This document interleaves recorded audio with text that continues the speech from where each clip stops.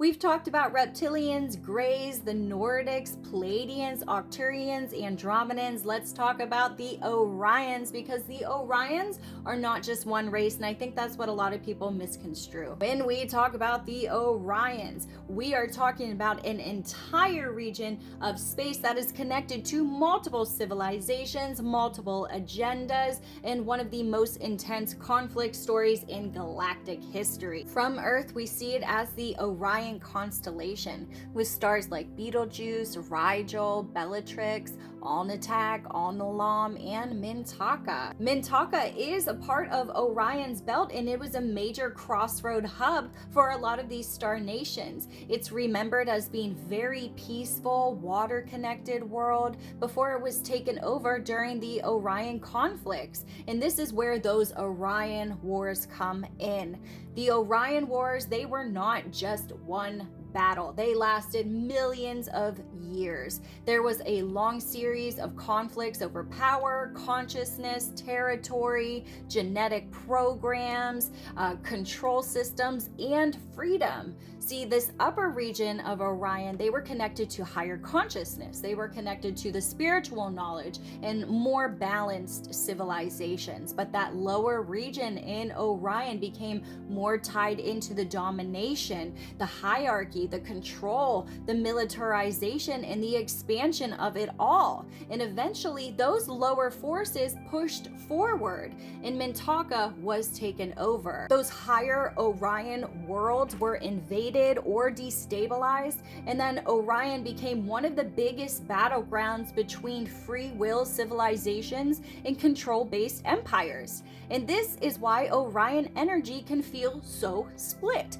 because some of it was incredibly wise, it was ancient, it was advanced and spiritual, and some of it feels strategic and heavy and militarized, and it was tied to control. And this is why the Orions don't really have just one single appearance, because Orion here, it was a crossroad again. So you have humanoid beings, you have Lyran descended beings, you have reptilian groups, you have gray factions, you have insectoid and mantis type intelligences, and you also have these hybrid lineages there. And then of course there are other beings that don't fit into any of those categories, but again, Orions can range dramatically in appearance. Some are tall, some are human-like, some are dark-haired, some have bronze or olive skin, some have sharp features, some have intense eyes, some are pale, some are silver toned, they have blue toned, some are almost luminescent. Actually, they glow from the inside and out.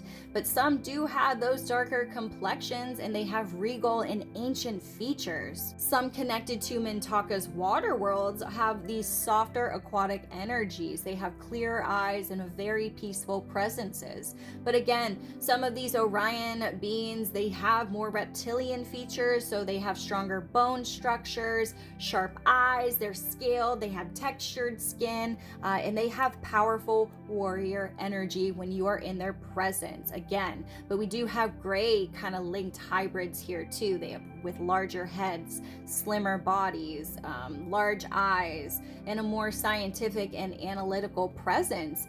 And like I said, there's insectoids, there's mantis-like beings there's as well that are connected more to observation, strategy, more like psychic intelligence and consciousness technology. And again, lots of hybrids in the Orion star system, and that's why those Orion appearances are really hard to explain. This region was not one species living peacefully in one place. It was a massive galactic crossroads. The cities of Orion would have been just as diverse. Some were beautiful, crystalline, water-based, especially the Mintaka type worlds, the central city hubs along Orion's belt. Why do you think that all of our pyramids and sacred sites are connected directly to the Orion star system? Because it's a galactic hub. That's where you go. So think luminous oceans. There's also clear temples. There's star water technology, and there's cities that are built around harmony and sound and reflection. And again, we have other Orion cities that were highly technological. They had massive towers, military structures, they had underground bases, they had advanced laboratories, energy grids, holographic command centers, and planetary shields. They also have really big starports that were built for fleets and diplomacy and war. But their technology extremely advanced, like wow, but not always used in the same way. Again, some Orion groups, they use their technology for healing, education, for star travel, for consciousness development, and then again other factions used it for surveillance and control and genetic manipulation and psychological programmings and warfare. And this is the lesson of Orion, and that's what the Earth people are dealing with now. Does it sound familiar? Because technology without consciousness can become so dangerous, and power without any type of that wisdom will become domination again. And if you are so smart but you have no heart, that's control. Okay, so the Orion Wars here, they changed everything. Civilizations were split, star nations, they had to choose sides. Some groups were aligned with domination, others fought for freedom, some were enslaved, some escaped, some migrated, some became part of larger alliances and councils and peace building efforts. And this is why the Orion energy is so intense for so many people, because it carries memory of conflict and strategy and survival and betrayal and rebellion and liberation. And these people who feel connected to the Orion star systems have a deep inner relationship to the truth.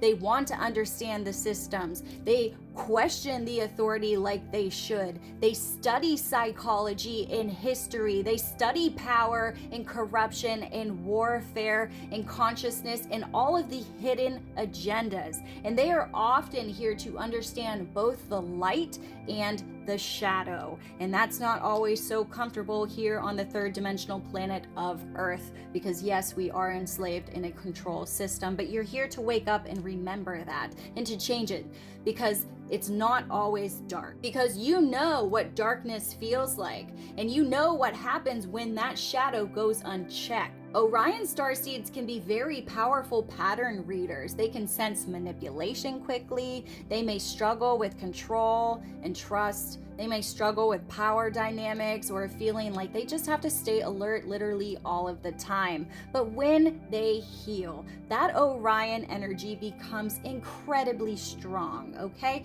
Strategic. You become wise. You become focused. You become protective and truth-seeking and deeply committed to helping humanity break free from the systems that limit consciousness. The Orion story is not just about the war. It's about what happened after the war.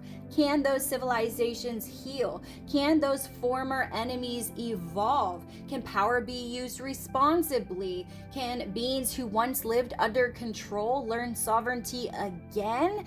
That is the deeper Orion message. The Orion War was not the ending, it was the initiation. And for those who feel connected to the Orions, the mission is often about turning your pain into wisdom, your control into some sort of freedom, and survival into a consciousness leadership position. I'm Starr, your galactic guide, here to help you remember who you truly are. And if you want to explore your own galactic connections, your soul history, your mission, your gift, book a Starseed Origins reading with me at my website, sarahstarofficial.com. Link in the bio. Follow for more.